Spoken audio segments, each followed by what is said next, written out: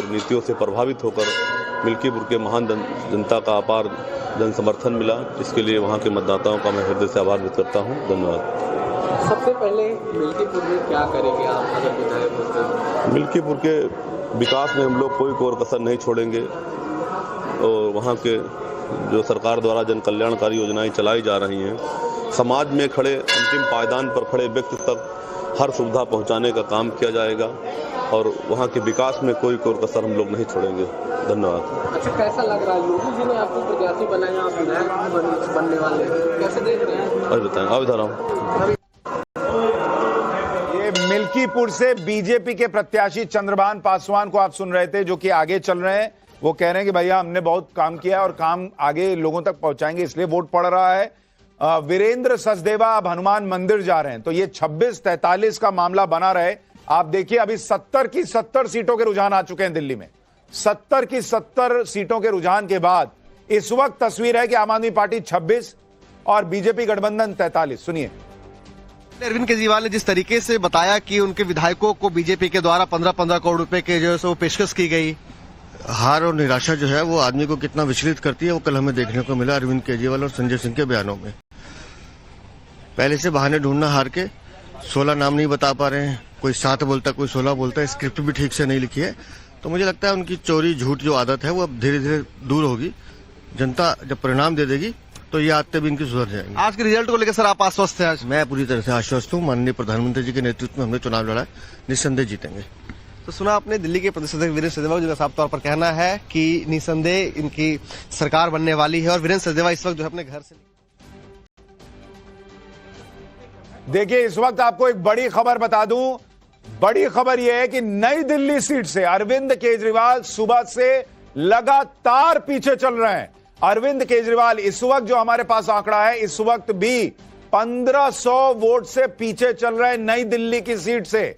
और यह बहुत बड़ी खबर है कि आम आदमी पार्टी 26 सीटों पर दिख रही है, बीजेपी गठबंधन 43 सीटों पर दिख रहा है और अरविंद केजरीवाल नई दिल्ली सीट से सुबह से एक बार भी आगे नहीं हो पा रहे हैं, वो लगातार पीछे चल रहे हैं। तो ये पहले ही कहा जा रहा था कि नई दिल्ली की सीट जो है वो अरविंद केजरीवाल के लिए मुश्किल साबित होगी और इस वक्त वही तस्वीर बनती हुई दिख रही है।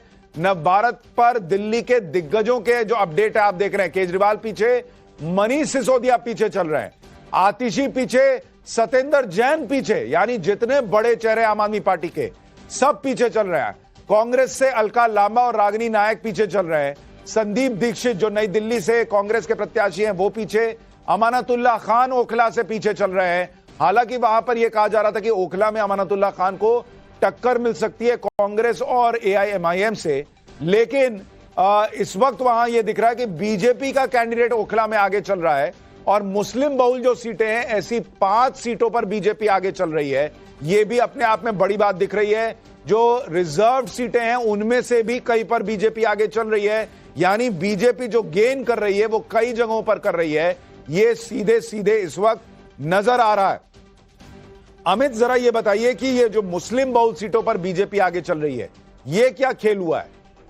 देखिए सुशांत, मुझे लगता है कि बीजेपी ने, पहले भी बात हुई थी कि बहुत मेहनत इस बार की है, लेकिन उसकी नजर जो है बीजेपी की इस बात पर जरूर टिकी थी कि उनके नतीजे कहीं ना कहीं कांग्रेस के वोट परसेंट पर थी। और इसीलिए मुझे लग रहा है जो कुछ जगहों पे आप देखिएगा, जो अभी जो शुरुआती लग रहा है, जैसे थोड़ी देर पहले आपने भी कहा कि करीब 12-14% कांग्रेस का हो सकता है, हालांकि शुरुआती है, लेकिन मुझे लगता है कि बहुत बड़ा कंट्रीब्यूशन आप देखेंगे कि अगर बीजेपी बहुमत की तरफ जाती है तो उसमें एक बड़ा रोल होगा कि कांग्रेस ने अच्छा फाइट किया है, मतलब उनको वोट परसेंट मिला। और उसकी वजह यह नहीं कि कांग्रेस के नेताओं ने मेहनत की, उसका नतीजा यह है कि जो उनका पुराना वोट बैंक था उनको लगने लगा कि अब वक्त आ गया है कि अब केजरीवाल से हटके वापस उनके पास आ जाए, कि एक नाराजगी जो थी एंटी इनकम्बेंसी थी। तो मुझे लगता है बड़ी वजह होगी कि कांग्रेस का वोट परसेंट गेन करना। और इसीलिए आप देखिए मुस्लिम बहुल इलाके जैसे में अगर बीजेपी आगे बढ़ रही है तो निश्चित तौर पर वहां पर कांग्रेस ने एक बड़ा खेल किया है और उसी की वजह से वो आगे बढ़ती दिख रही है। खासकर अभी बात करते करते बीजेपी 42, आम आदमी पार्टी 27, कांग्रेस 1, 70 सीटों के रुझान आपके सामने आ चुके हैं। आम आदमी पार्टी से नव्यान शर्मा जुड़ गए हैं, सतीश लखेरा बीजेपी से, विजय राठी सपा से। नव्यान भाई, लगातार सुबह से नई दिल्ली सीट पर अरविंद केजरीवाल पीछे चल रहे हैं।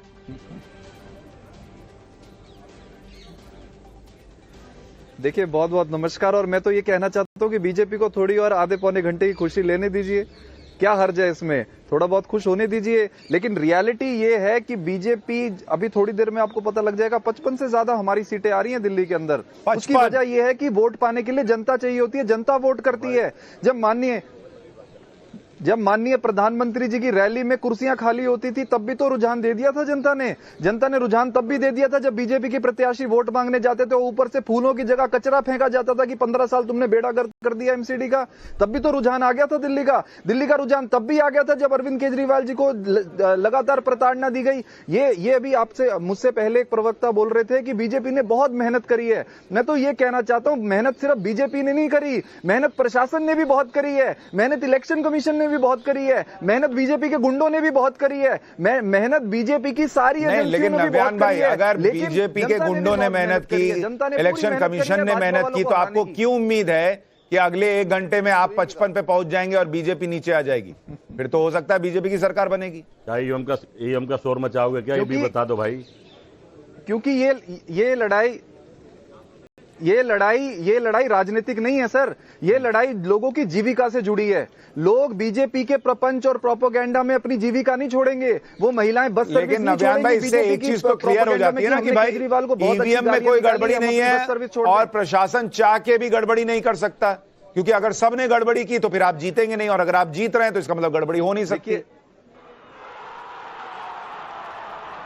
देखिए हमें तो सिर्फ परमात्मा पे, भगवान पे विश्वास है और जनता पे विश्वास है। हमने जनता के लिए काम किया है, बीजेपी ने अपने लिए काम किया है। जनता के लिए जो काम कर रहा है वो जीतेगा, जो स्वार्थ की राज नहीं कर रहा वो जीतेगा। हमने तो जनता के लिए काम किया है, हमने बिजली मुफ्त करी, जनता के लिए करी, पानी मुफ्त किया, जनता के लिए किया, बस सर्विस मुफ्त करी, जनता के लिए करी। तो ठीक है, देखिए एक चीज जो अभी दिख रही है कि जहां जो आम आदमी पार्टी का गढ़ माना जाता था, जैसे झुग्गी झोपड़ी का इलाका आम आदमी पार्टी का गढ़ माना जाता था, वहां भी बीजेपी इस बार आम आदमी पार्टी पर 5 सीटों पर आगे चल रही है। तो ये ऐसा दिख रहा है कि मुस्लिम बहुल इलाकों में कांग्रेस को जो वोट पड़ रहे हैं उसका फायदा बीजेपी को हो रहा है। झुग्गी झोपड़ी के इलाकों में भी बीजेपी ने जो फ्रीबीज दी शायद उसका असर हो रहा है कि झुग्गी झोपड़ी के इलाकों में भी बीजेपी को बढ़त दिख रही है और कई जगहों पर बीजेपी जो है वो बेहतर प्रदर्शन करती दिख रही है। जी अवधेश जी। लोगों को केवल फ्रीबीज का नहीं, झुग्गी झोपड़ी के लोगों को जब आप निकलेंगे तो ज्यादातर झुग्गी झोपड़ी के बाहर जो है सड़कें नाले में बदल गए, गंदे पानी उनके सड़कों पर मिल रहा है। झुग्गी झोपड़ी के लोगों को पानी खरीद कर पीना पड़ रहा है। आप जाएंगे तो गाली देते हो 700 रुपया महीना का तो हम पानी मंगाते हैं, कोई कह रहा है हमको 1200 रुपया पानी का लगता है। सड़कें का, नालियों का, पानी की व्यवस्था जो है, ये सारे के कारण वहां गुस्सा। सतीश लखेरा जी, हालांकि अभी भी आम आदमी पार्टी को उम्मीद है कि अभी 1 घंटा बचा है और 1 घंटे में ये आंकड़े पलट जाएंगे, आम आदमी पार्टी 55 पे होगी और आप लोग नीचे आ जाएंगे। लेकिन फिलहाल आपको बढ़त है, और अगर ये बढ़त है तो इसकी सबसे बड़ी वजह आप क्या मानते हैं?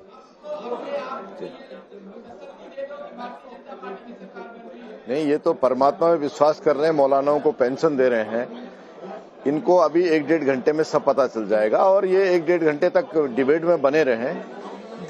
दिल्ली की जनता ने मोदी जी की गारंटी पे विश्वास करके मोहर लगाई है। उन्हें रोने वाला मुख्यमंत्री नहीं चाहिए, बहाने बनाने वाला मुख्यमंत्री नहीं चाहिए।